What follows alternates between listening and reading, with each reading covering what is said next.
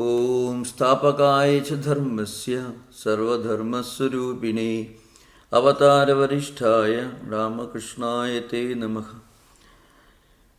So, in the last session I gave a brief introduction to the canonical tradition of Yogachara system, and we will be discussing mostly three important canons. One is Maitreya's Madhyanta Vibhaga Shastram, which is a very ancient work. The other one is by Yogachara Bhumi Shastram, Mahayana Sangraha by Asanka, and his younger brother Vasubandhu, who together built up the philosophical foundation of what we now call Yogachara system or Vijnanavada. As I mentioned earlier, when you look upon the system as a system of philosophy which tells you that consciousness alone is the reality, then you may call it Vijnanavada, maybe a kind of subjective idealism, or we may call it Yogachara in the sense that because they practiced yoga, they were pioneers in the practice of many of the disciplines mentioned in the Patanjali Yoga Sutras.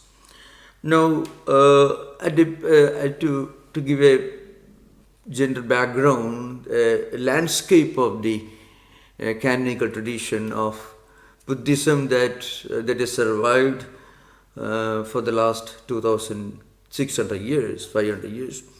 Just a brief introduction of three main schools of Buddhism. One is Theravada, which is called Hinayana tradition. The other is Mahayana. Frequently, the yana in Sanskrit means vehicle. We may call it a tradition, a lineage in a broader sense. So, Theravada is sometimes known as Hinayana system. You may call it lower vehicle. It's not lower in the sense that is something inferior, but rather it is more focused and more narrow in the sense that it literally follows the original teachings of Buddha mentioned in the Pali canonical tradition, Sutta Pidaka, Vinaya Pidaka, and Abhidhamma Pidaka. So the three Pidakas have got a Sanskrit lineage also, including some of the classical texts in Mahayana system. It's called Tripitaka tradition, but it has got a Sanskrit version also. But it's believed that the tradition that is closest to Buddha's original teachings can be found in the Theravada tradition or Hinayana tradition. Mostly it is found in countries like Sri Lanka, where it actually took deep roots. Sri Lanka was, in a way, the first important place outside India where Buddhism took deep roots, especially Hinayana system. Sri Lanka, Burma, Myanmar, Cambodia, Laos, Thailand, and these countries are well known for the Hinayana tradition. And there is an interesting story behind this, how Buddhism reached Sri Lanka. It has something to do with the approach or the philosophical orientation of Hinayana or Theravada. So it is believed, again it's a legend, but there is a lot of history behind. Most of you must have heard of the great emperor Ashoka, who after a huge big war, bloody war that he fought with a neighboring king, became a Buddhist out of total repentance because it caused a lot of bloodshed and tragedy, death of people, and huge vast tracts of lands were laid waste. So he became so repentant and he converted to Buddhism. And it is believed, historically speaking, that he was the first great king who started hospitals for animals, for treating animals. And also he was the first great king in the recorded history. There may be other There are many stories in the Mahabharata, Ramayana, Puranas, Hindu Puranas, mythological books about this organized charity for man and also for animals.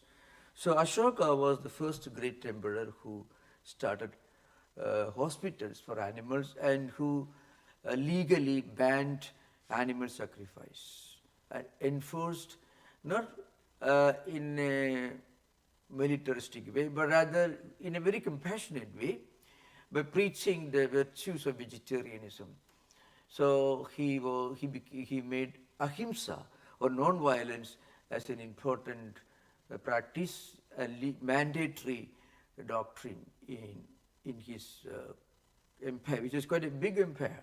You have to remember, his distant ancestor was, Magadha Empire, Chandragupta Maurya. His empire extended all the way up to Central Asia and went all the way to south, including Sri Lanka. So, and Brahmapura, Burma and Afghanistan, they were all parts of his empire. So, much bigger than today's India, so to speak. So, after that period, the next great well-known king was Ashoka. And Ashoka became a Buddhist, and his son, whose name was Mahinda. Mahinda is an important name in the early Buddhist canon, because he is associated with the spread of Buddhism in Sri Lanka. So it is believed that after the passing away of Buddha and after the first Buddhist council, Buddhism began to spread. But it was a little later, at the time of Ashokavardhana, that's when 3rd century BC, that his son was sent to Anuradhapura, which is now in Sri Lanka. And there he converted a king in Sri Lanka. And that Devanam Priya, that is his name. And that is how Buddhism spread in Sri Lanka.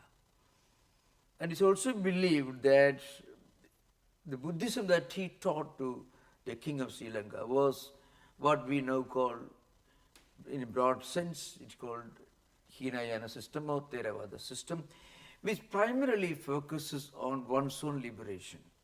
And understanding the Four Noble Truths, Chattvarya Arya Satyani, about dukkha, about the cause for dukkha and the way out, and then Eightfold Disciplines, and then, so again these three jewels, that is understanding Buddha, taking refuge in Buddha, and understanding Dharma, taking refuge in Dharma, and understanding the importance of Sangha, taking refuge in Sangha.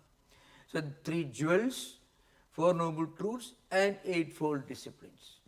Samyak Drishti, Samyak Ajiva, Samyak Sankalpa, Samyak Vak, etc. The right word, the right speech, the right livelihood, the right concentration, eventually right samadhi, including right smriti, which is called mindfulness. So, what happened was, these three important jewels are common to all the traditions, but all the Hinayana, Mahayana, and later we are going to discuss Vajrayana, which is associated with the Tibet. So in these three important streams of Buddhism, there is one common agreement, that is the importance of three jewels, that is Buddha, Dharma and Sangha. But with regard to one's own liberation, one's own spiritual progress, there is a great difference. That is, Hinayana system focused on one's own individual liberation.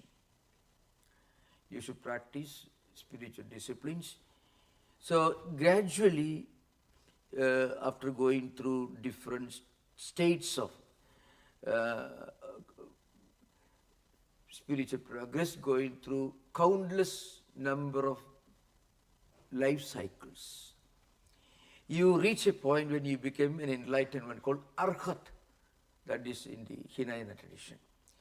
So it is more of an individual-oriented spiritual life that the Hinayana focused.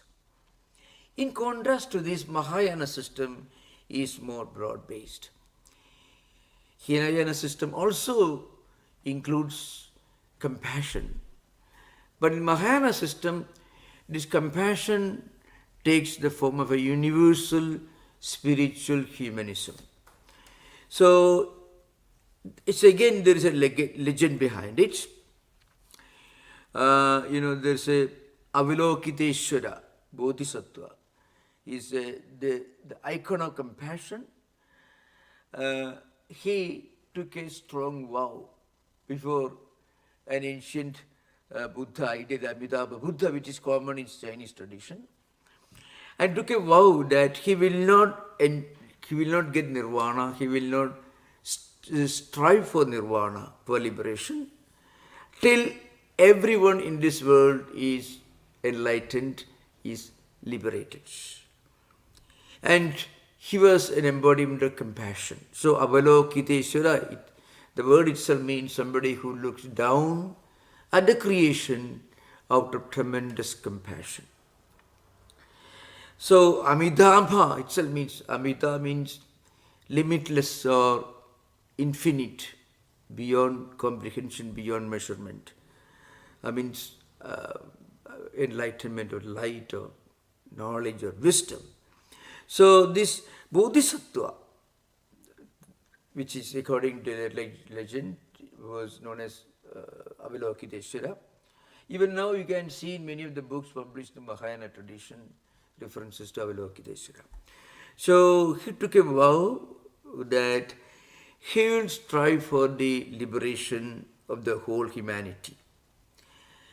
And this tradition, this teaching began to spread in countries like Japan, of course before that China, Japan, Korea and other countries. So when Buddhism spread to these different regions, geographical regions outside India, it became highly localized. So, and also they believed that you need not run away from bondage. Rather, you can convert bondage into an opportunity to practice compassion. So, you can help others. So, they took different perception. So, this system became much more broad-based, less individual-oriented and more society-oriented, because it focused on compassion as a main principle in Buddhism. In India, Buddhism emphasized ahimsa, non-violence, which was perhaps influenced by another tradition that was still growing in India, that is Jainism. Jainism was founded by a great saint, very ascetic saint. His name is Jaina Tirthankara, Vardhamana was great. Tirthankara is an ancient concept, an ancient saint in Jaina tradition. So he was an elder contemporary of Buddha. He was a prince in the royal dynasty of an ancient kingdom called Vaishali. So Buddhism in India, as practiced, emphasized on non-violence. Of course, it produced, Buddhism in India produced outstanding, absolutely astounding canonical tradition in Sanskrit language. In fact, many of the great books written by Nagarjuna, by Vasubandhu, by Chandrakirti, who belonged to Shunyavada tradition, who wrote a commentary on Madhyamika called Prasannapada, and Asanga, who wrote this Yogachara Bhumi, and Vasubandhu, who wrote Vijñapti Matada Siddhi. It's a famous book in Yogachara system.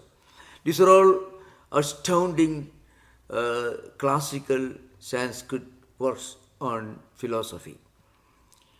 But still, in actual practice, Buddhism was known for its emphasis on non-violence. It doesn't mean that Hinayana system, that is spread in Sri Lanka and other places, or Mahayana system, which took different forms in the Far Eastern countries like China and Japan, did not emphasize ahimsa. That's not the implication. Ahimsa was a common teaching in Buddhism everywhere and of all traditions.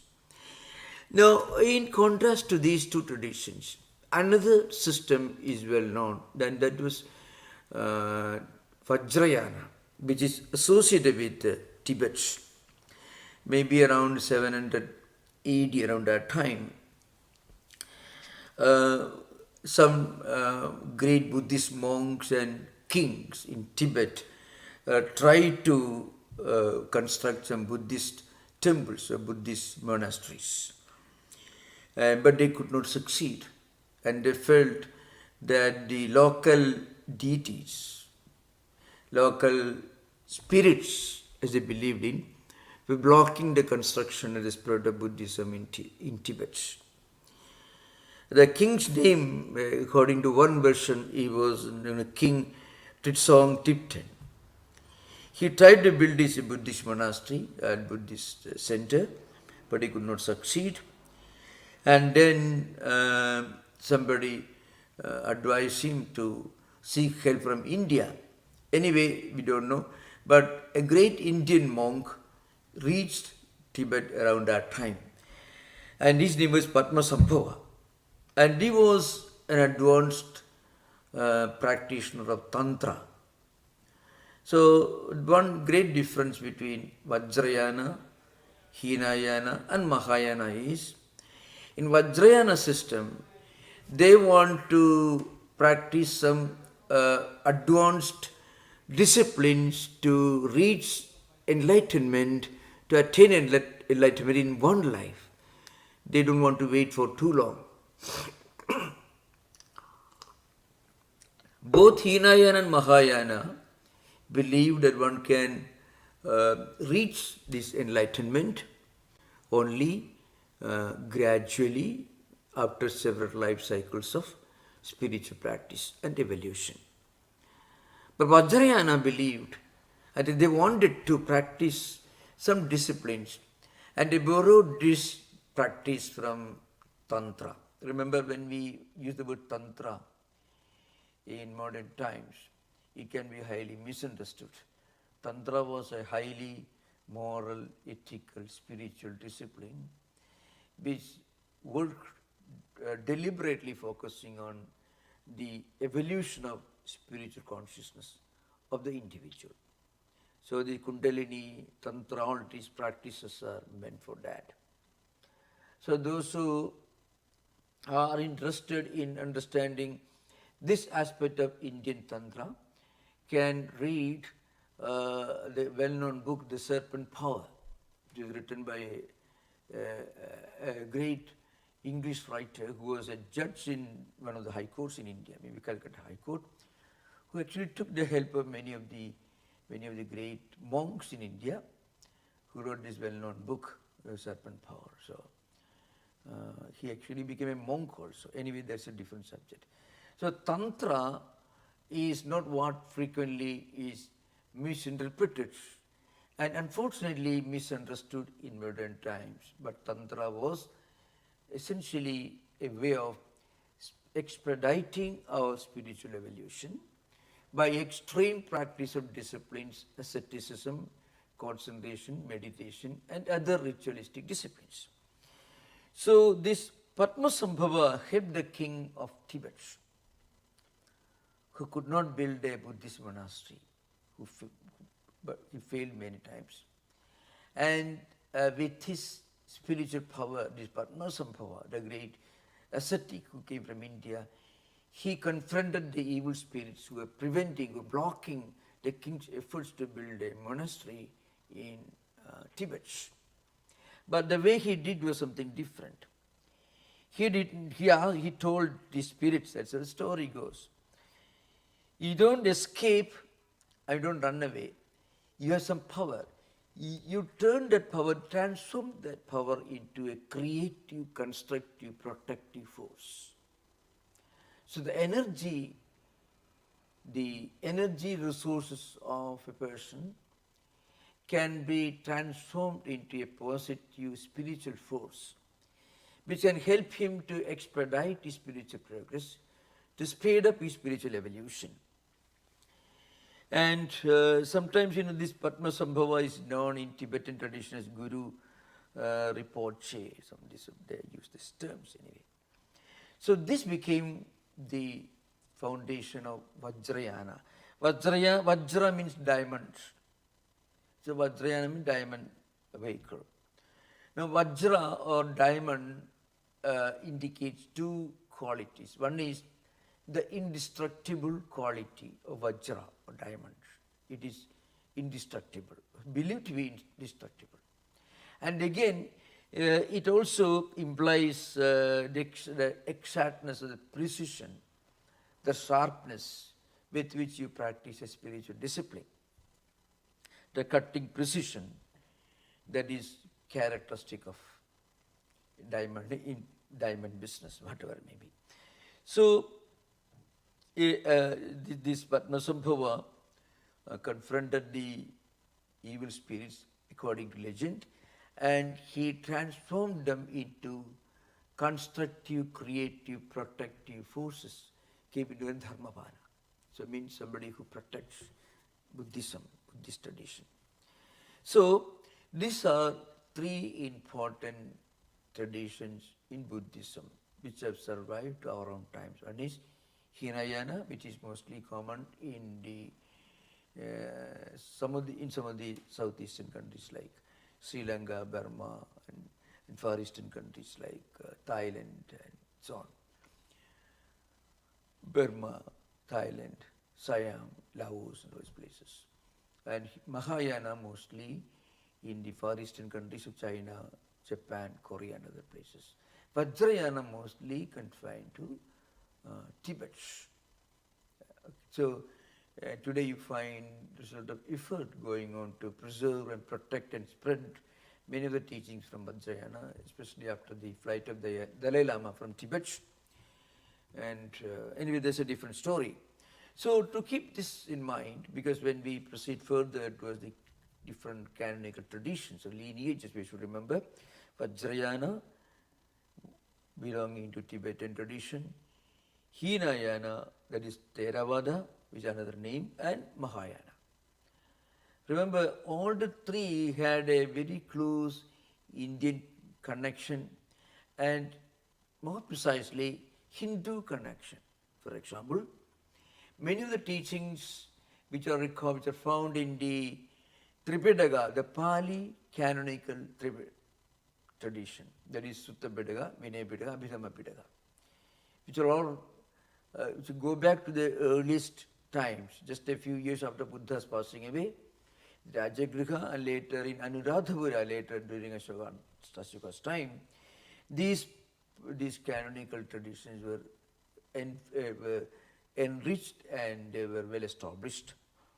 And also Mahayana system, there were also some of the advanced books, philosophical, dialectical works in the Mahayana system, both Shunyavada and Vijnanavada, were written by great Sanskrit Pandits who are already training in Vedanta and Vedas, and you find some of them practically using the language of traditional Indian Hindu writers. Nagarjuna is a great example. Dignaga is a great example, though he was known as a logician, but was associated with the Nalanda University. Anyway, there's a different story. But you have to remember, all the three schools agreed on four noble truths, three jewels, and also this concept of nirvana. That means Buddha, Dharma, and Sangha. So they believed in the Chattvari Aryasatyani, four noble truths. They believed in the disciplines to be practiced, and also they believed in the concept of nirvana as the ultimate goal. So Buddha is the ideal of enlightenment, and this Buddhahood is possible for everyone because Buddha, the potency to become a Buddha is immanent in all human beings. So Tathagata Garbhaitya. And again, the Eightfold Disciplines which can take a person to a higher level of spiritual evolution. So all these are very, very important in understanding this Buddhism. Now we are coming to another very important subject which I want to discuss. So a few details regarding the Tripitaka. So as I mentioned, there is a Tripitaka lineage in Hinayana and there is a Tripitaka lineage in Mahayana. One is the Hinayana or Theravada Tripitakas constitutes Pali Tripitaka, and Mahayana is linked to Sanskrit Tripitaka. So I have to remember that the Sanskrit recension or version is not a translation of Pali. Rather, it represents in a way a mixture of Prakrit and Sanskrit hybrid. So they are not translations, but they were parallel systems, more or less. In the Hinayana system, two schools of philosophy emerged. I mean, the part of the Hinayana tradition. One is Vaibhashika, the other is Sautrantika, which we are going to discuss later. Vaibhashika belongs to a school which believed that external objects are real. Hinayana system generally believed in the reality of external empirical objects, opposed to idealism of Yogachara or the Shunyavada ideal of Nagarjuna's Madhyamika system. So, but the difference is that the Sautrantikas believed that we cannot directly perceive material objects, we can only infer. So they came to be known as the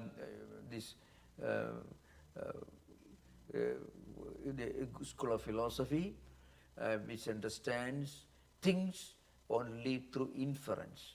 Inference is anumana. Also, they will anumeyavadinaha. Bahya anumeyavadinaha means you understand external objects, bahya, only through anumana means inference.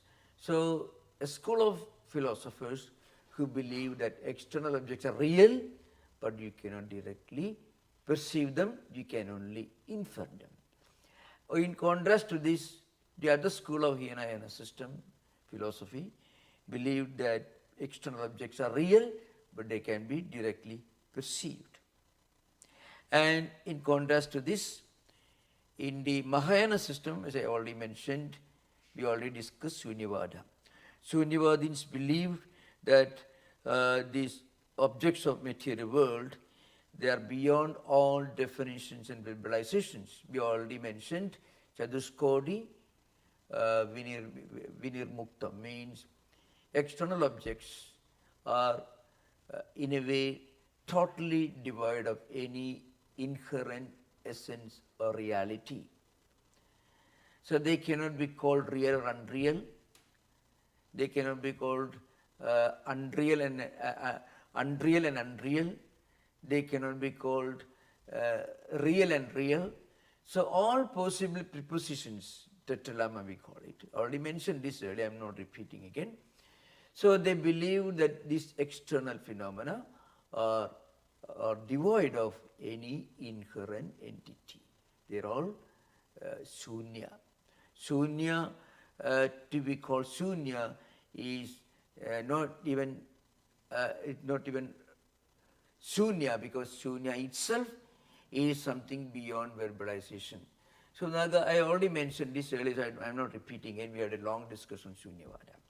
In contrast to this, Yogachara system believed that everything is only a projection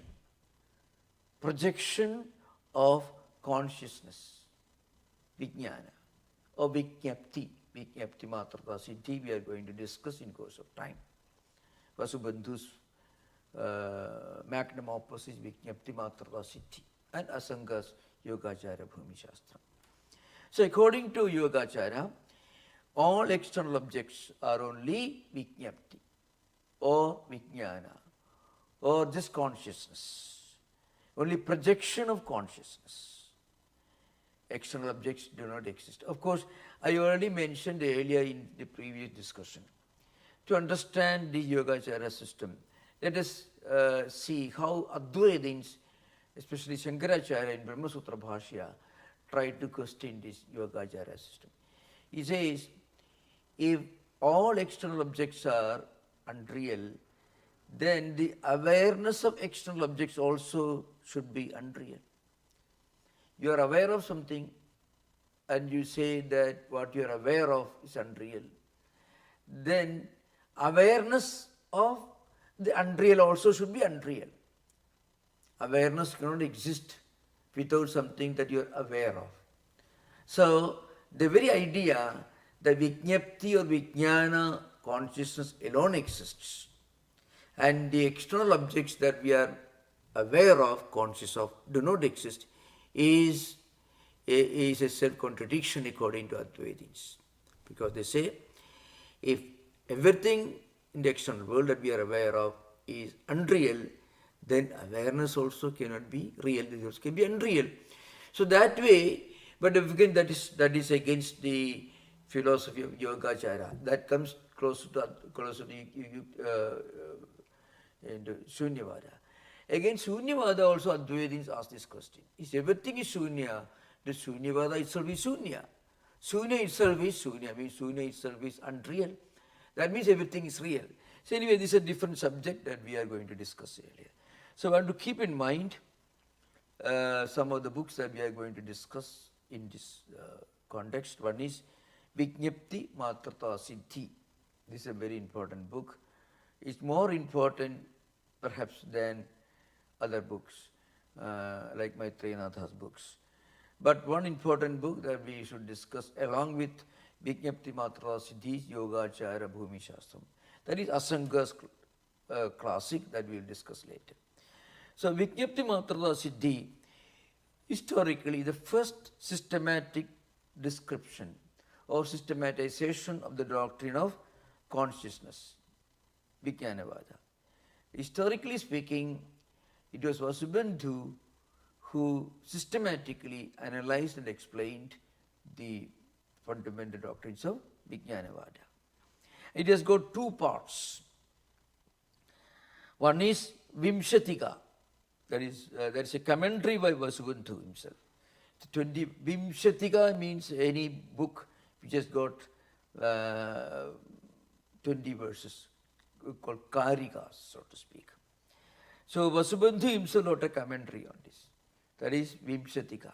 That is one. The other part of Vijñapti Matrata Siddhi is Trimshatika, which consists 30 verses. It has got a number of commentaries, but the most important, well-read and well-established, well-known commentary is the commentary by Sthiramati. Sthiramati was a great commentator of Vijñapti Matrata Siddhi, especially Trimshatika, the later part of the book, that is 30 verses. Okay, now I think we have already discussed this already. There are a few other important books in this context to keep in mind. That is Saddharma Pundarika Sutra, which is also an important work belonging to this tradition. I already mentioned earlier the importance of this concept of Tathagata Garbha, which actually try to reconcile the doctrines mentioned in the Vasubandhu's commentary and also in the Asanga's commentary. Now there are a few important things to remember. One is this. One of the main arguments in the Yogachara system is what we call Sahobilampa Niyamaka, means objects and awareness objects. They come into existence together. Saha means together. So, an object that you are aware of and the awareness of that object, they come together into existence. Advaitins, of course I mentioned earlier, Advaitins don't accept that. awareness can exist without an external object. But that awareness is not only reality. In other words, awareness cannot be called unreal, as Shunyavadins say. In that case, both are unreal. And now a discussion about the fundamental teachings in the well-known book that we are going to discuss. Please remember, the name of the book is Vijñapti Matrata Siddhi. The author is Vasubandhu. He was supposed to be the younger brother of Asanga. He himself was a Sautrantika according to some tradition. He was converted into a Yogachara philosopher by his own brother Asanga. These are the stories behind. So it is a foundational treatise on Yogachara. And this text argues that all experiences are manifestations of consciousness. It also tries to refute the arguments of the other school of Buddhists, Sautrantikas and Vaibhashikas, who argue the external objects are real. So one important role of this book is to refute external reality. Means it systematically refutes the existence of an independent external world, independent of awareness. That's an important point. Because the idea that external objects or material objects, empirical objects, do have an existence independent of awareness or vijnana. The central thesis of a school of, rather a tradition of philosophers in Buddhism called Sarvastivada, means Sarvam Asti Idivadinaha, or in Pali, Sabbam Atti, they call. Everything exists. That's the extreme realists of Buddhism. They belong to Hinayana tradition. Mostly they belong to the Vaibhashikas and Sautrantikas. So one important role of Vasubandhu was to argue and refute the view that external objects are real, external objects are not real. Empirical objects have an existence only depending upon the awareness. That's one important point. And then Vasubandhu analyzes perception. He says how perceptual and conceptual images arise in consciousness. Perceptual and conceptual. What we perceive and what we conceptualize. Even in our mind we may think of different things, ideas, philosophical doctrines and so on. They are unreal, and also what we perceive, they are also unreal. I mean, they are unreal in the sense they have no existence independent of vijñapti or consciousness. They all arise in consciousness. That means it is the mental process that is responsible for constructing reality. So every external objects, external or internal objects, ideas emerging in our mind, and also objects that we perceive with our eyes or through other senses of perception, they all arise in consciousness. So one can understand that an idea emerging or arising in our mind is inseparable from consciousness. That is easily understandable. But how can we understand, how can we accept the view that a tree that you see in the empirical world or a mountain that you see has no existence independent of our own awareness of the existence of the mountain or a tree? They say that all these entities, objects, they are accumulated in our alaya vijnana, the repository of all karmic seeds or perceptual seeds. And when we come in contact with them, we believe, we think or we perceive them as real. Because they're all existing in the repository, Ale Vijnana, which is a repository of all awareness. So this is one important point which is not very well accepted by many modern rational thinkers. But when object that we see and experience and be part of, they do exist, whether we are aware of it or not. That's they don't accept. So long as we are concerned, they're existing only when we are aware of it. When we are not aware of it, they don't exist. That's what they say. If you say they are as good as they don't exist, we can understand. But they say those objects are dependent upon our awareness of their existence for their existence. So this is an important philosophy in a kind of extreme idealism. Again, they also talk about Shunyavada. So remember, one important point to remember is there are certain areas in which Yogachara philosophers and Nagarjuna, Shunyavada philosophers, agree, or Chandragirti and others, Bhavya and others. That is, they believe that external objects are unreal. That is true. But Yogachara philosophers believe that the awareness of external objects is real, objects are unreal. Nagarjuna says both are unreal.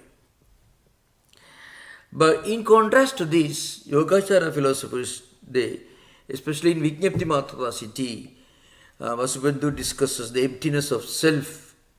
I mean, our own emptiness. I mean, Pudgala Shunyada, he called it.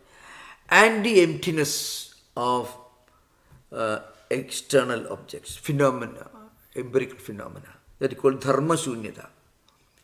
So, this is an important point. Two types of emptiness are mentioned or discussed by Vasubandhu. I mean, the ultimate purpose is to remove the dual barriers of self-clinging. When you believe that you exist, and though you don't believe the external objects don't exist, then the idea, the awareness that you exist can create clinging. So, in order to obstruct this, in order to remove these which are obstructions to enlightenment, they argue that there are two Shunyada. One is Pudgala and another is Dharma Shunyada. And also Vasubandhu gives an elaborate description of different disciplines in Buddhism. Many of the meditative disciplines in Buddhism go back to Yogachara times. For example, this the idea of consciousness alone is the only reality. Vijñapti Matrata Siddhi, it means. The ultimate goal of every spiritual seeker is to attain this state where you realize that everything is dependent upon consciousness, or consciousness alone exists, everything else arises in consciousness and dissolves in consciousness, Vijñapti or Vijnana, nothing else exists. So this Siddhi, attaining this experience, is equivalent to Nirvana. Just like Nagarjuna, for example. Nagarjuna will tell you that when you realize the truth, that everything in this world is devoid of any intrinsic, inherent reality or existence, which is what you experience in Shunya, when you attain Shunya. So Nirvana is what we attain.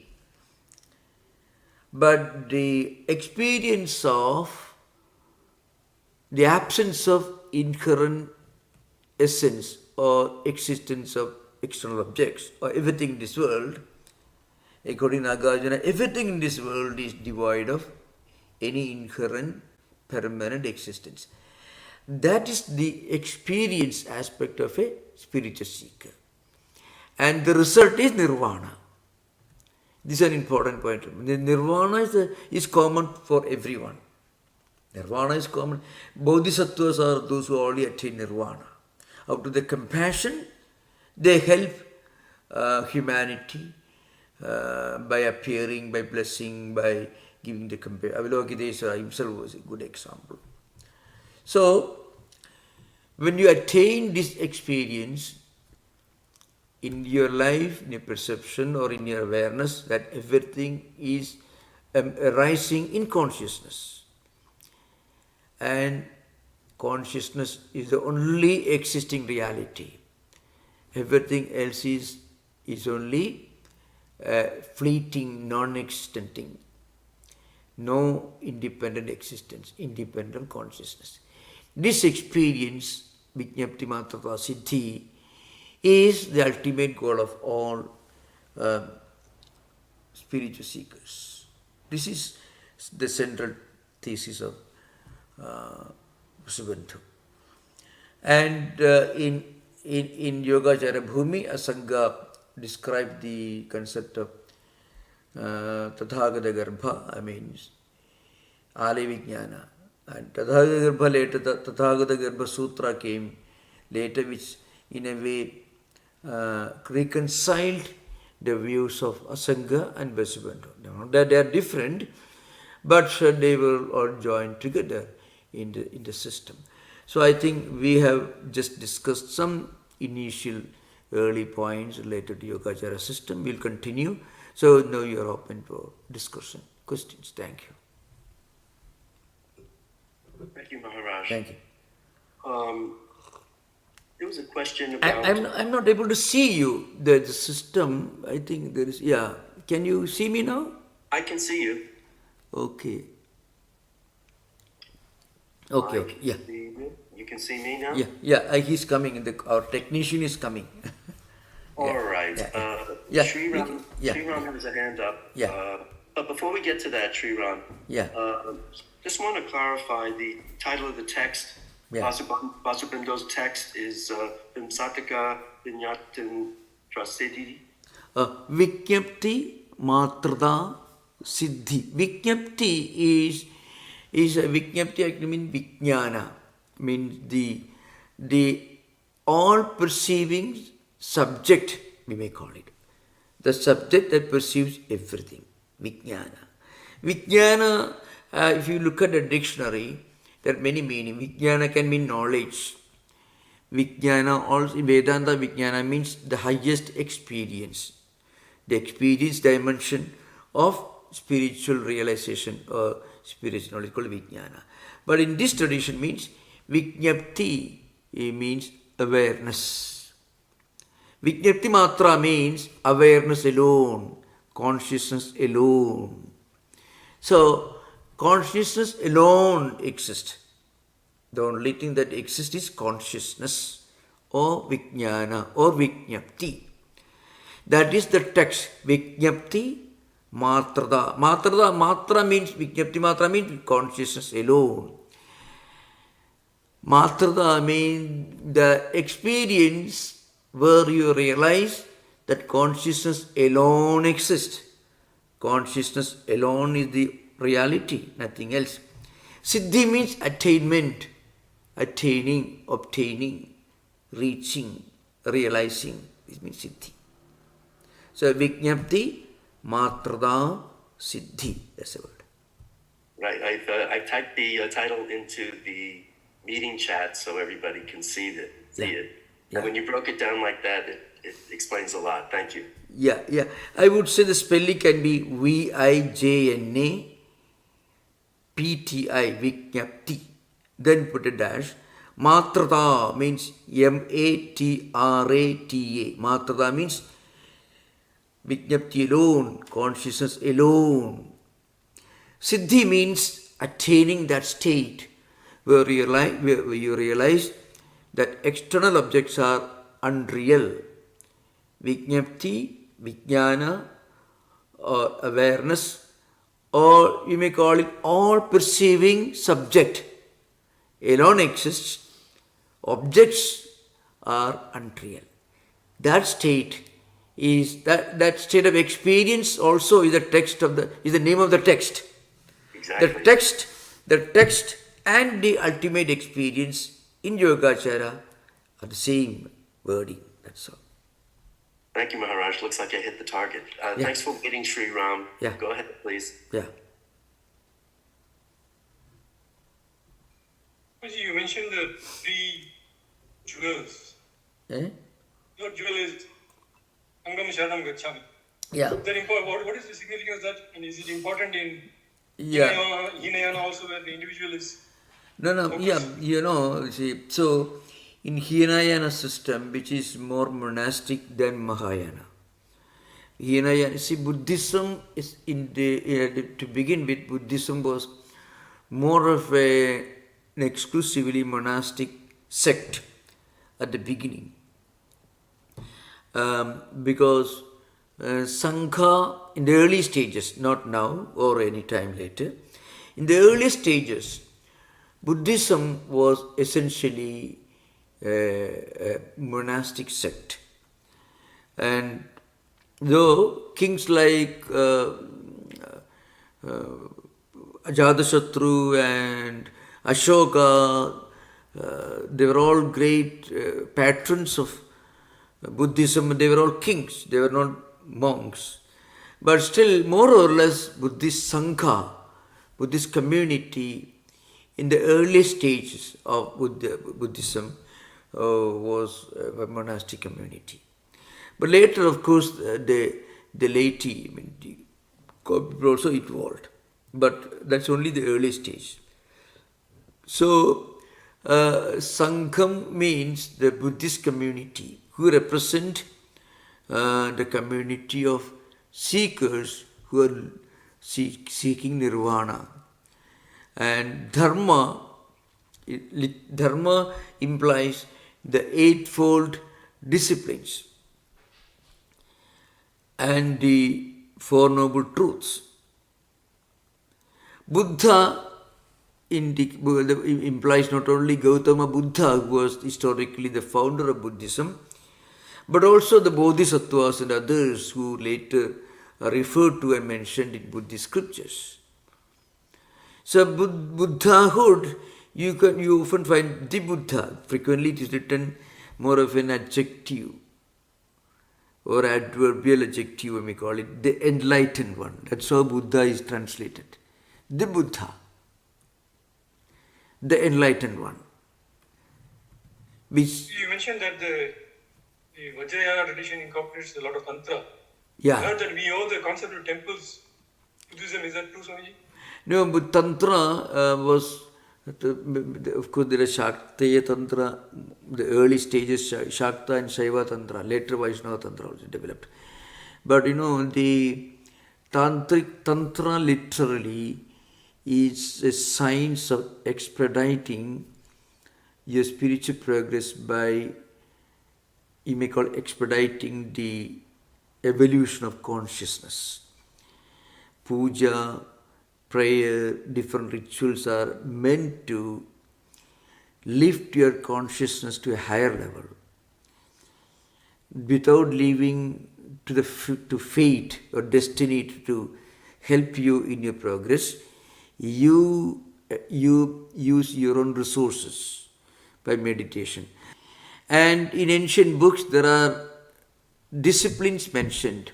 So Padmasambhava was an ascetic tantric who came from India to Tibet, who helped the king, Tibetan king, by confronting what they believed, the evil spirits who were obstructing the construction of a Buddhist monastery in Tibet. That's how the legend goes. Now, I don't want to give my view either in support of this legend or maybe I don't want to criticize other. That's an entirely different thing. But behind this story, there's a great principle. Because this person must have been a great ascetic who may have already done a lot of spiritual disciplines in Shakta or Shaiva tradition most probably. And he helped the king, and you know what he did? The evil spirits represent some of the negative energy resources in the human system. And they generally block and obstruct our spiritual progress. So Padmasambhava, what he did, he tried to transform those energies into creative force. and divert that energy as fuel for more progress in spiritual life. So whatever resources we have in our system, which normally can take us away from spiritual path, can be used and transformed into creative, refined energy powers that can help us to practice spiritual discipline. So an important point. And to give an example, because suppose somebody is suffering from, let us say, manic energy. So maybe let's say bipolar. When a man is suffering from manic energy, you make him do some wonderful things.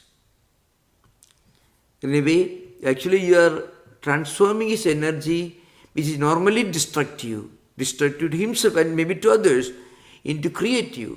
That person can do some wonderful things when he cannot be restrained.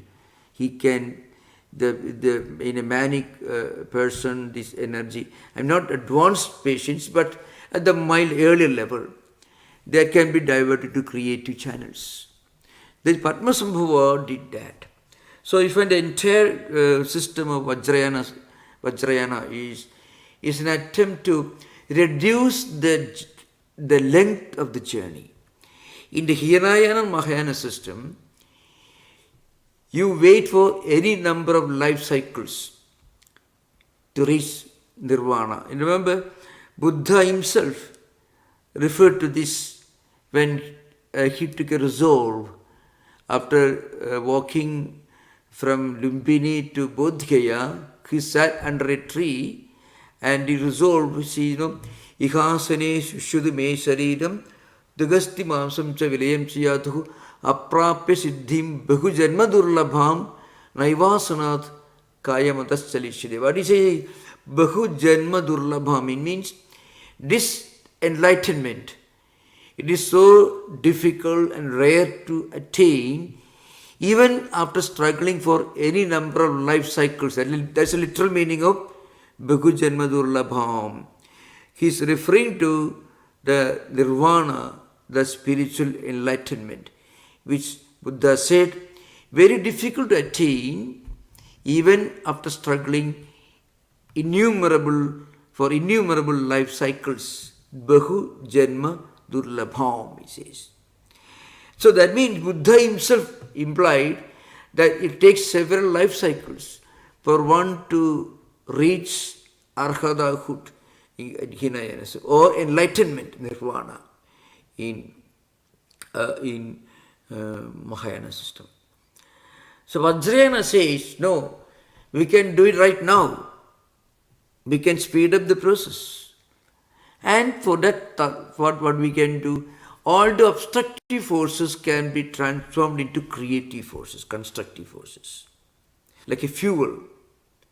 They become the fuel.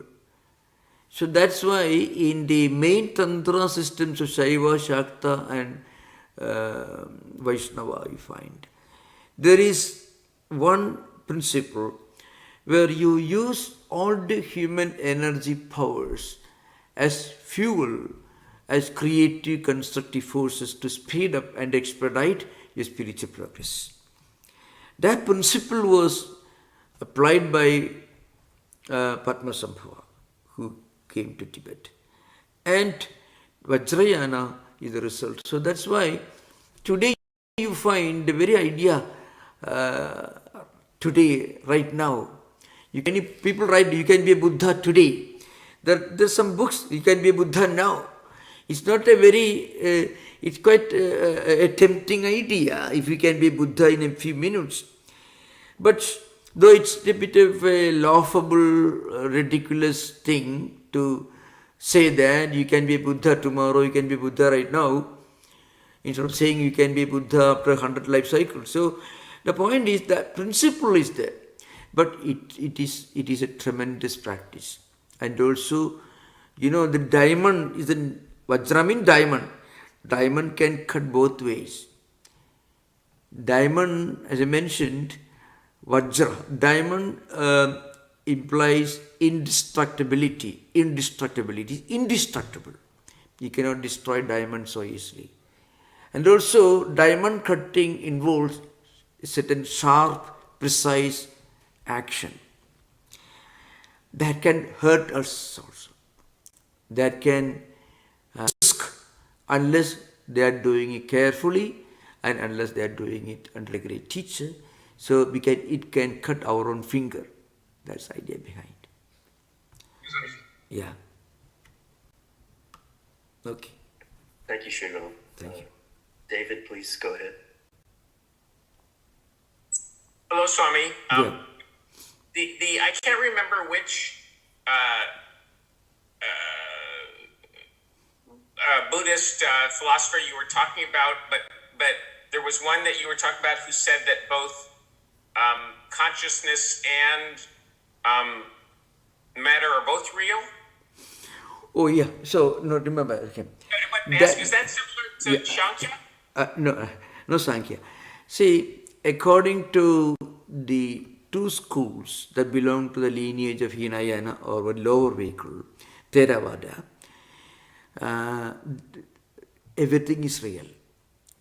So they are called Sarvastivadina, means Sarvam Asti in Sanskrit, Sabbam Atti in Pali. Everything exists.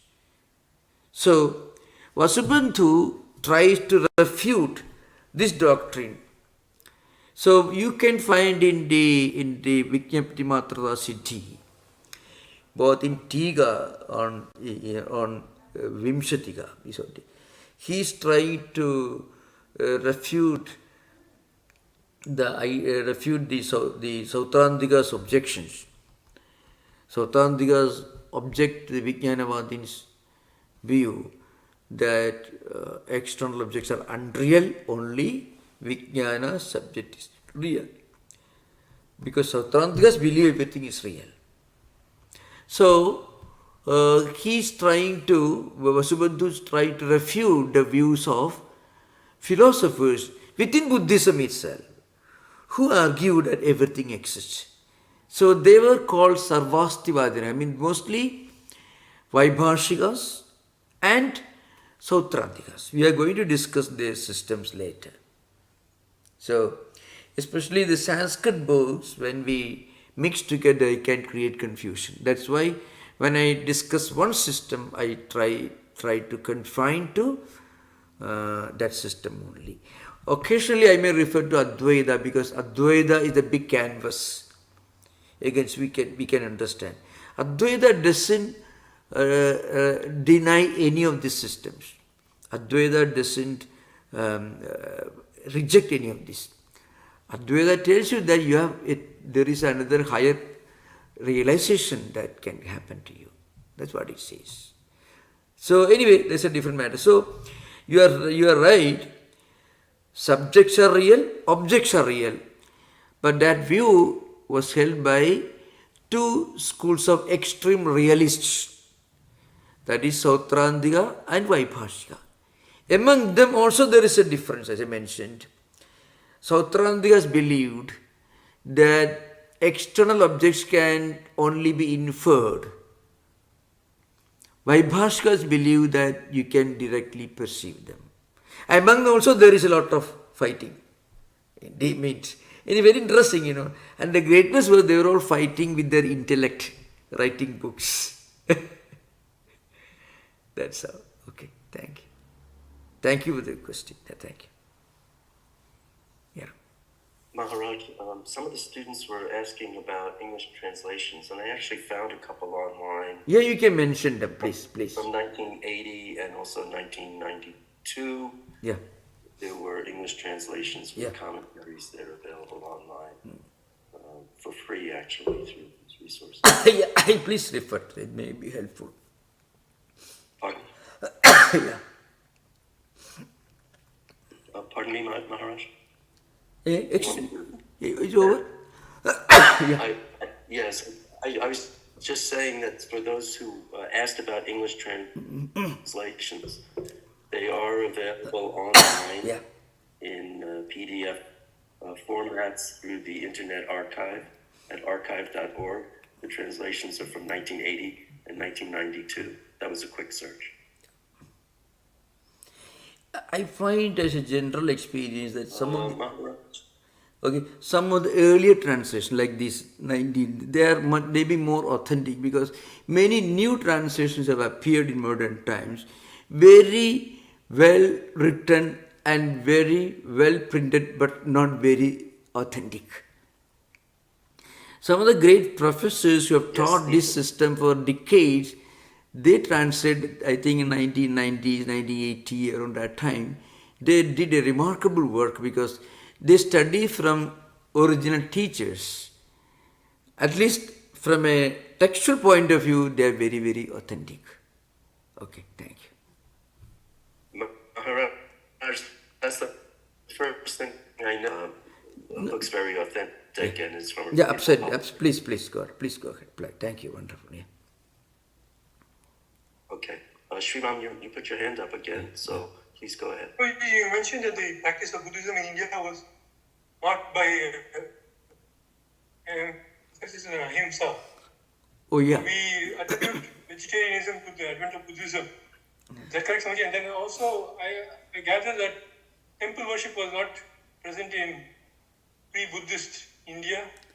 No, Temple no. worship started after Buddhism. Is that true, Swamiji? No. There were temples in India, but some of the huge temple structures may have started during the post-Buddhist era. I mean, after because after Buddha, some of the huge structures must have had a Buddhist origin. Not all, some.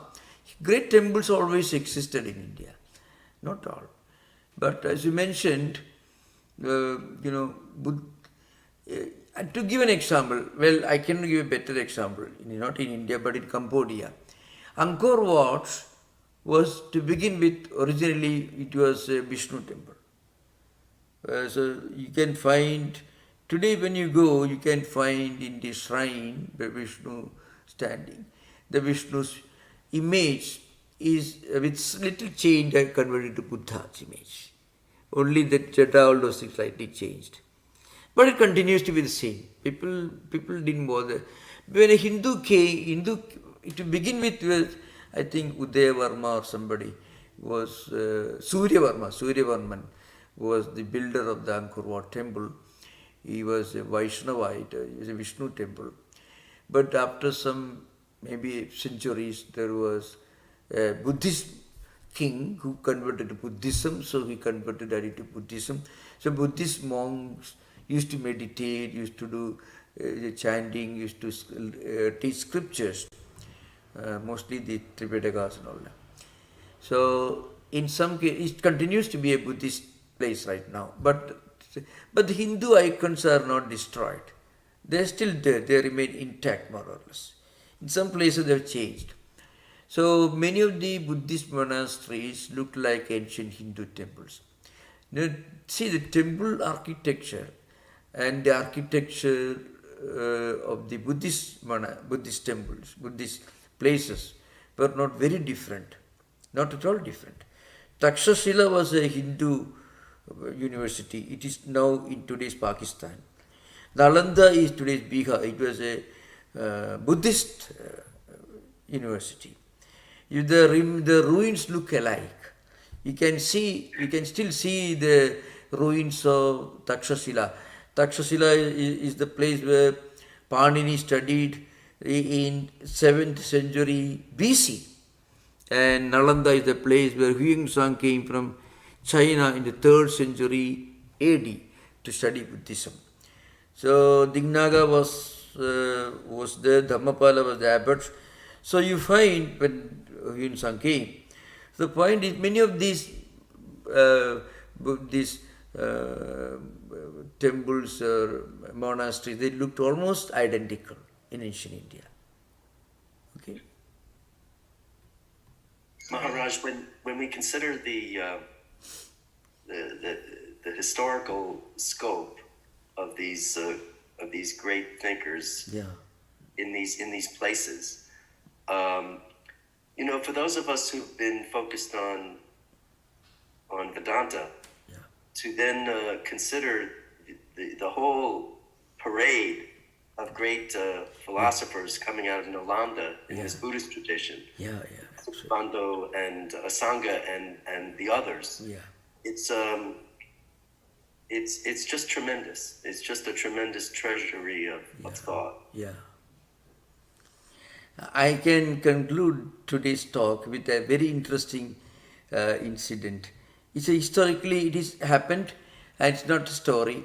You know, one of our great tradition, Ramakrishna orders, Holy Mother Sri Sharada Devi.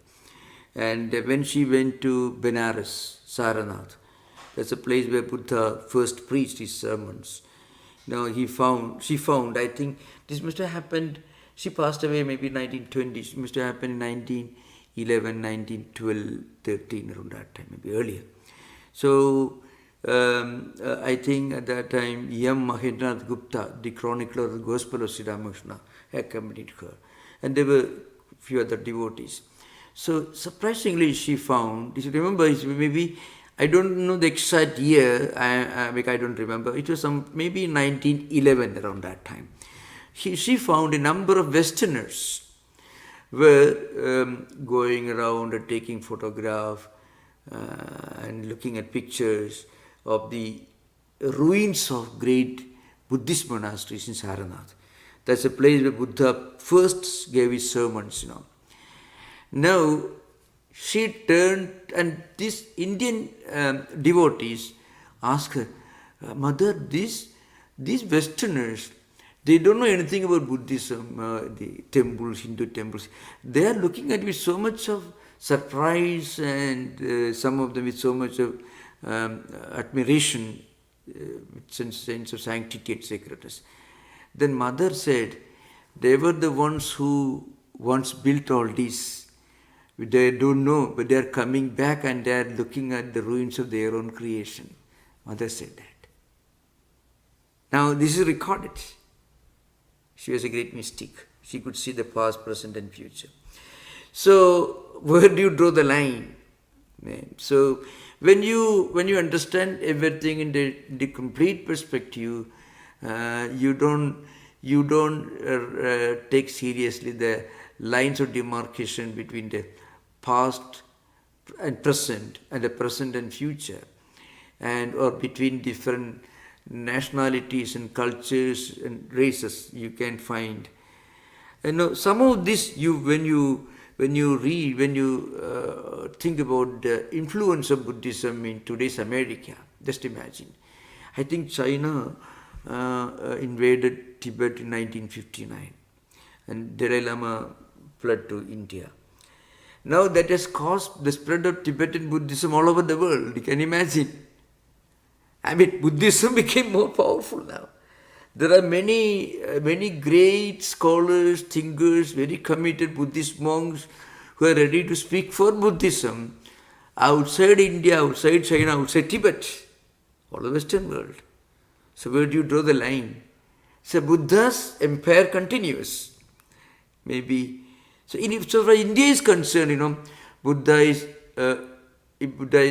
adorated, is admired as an incarnation.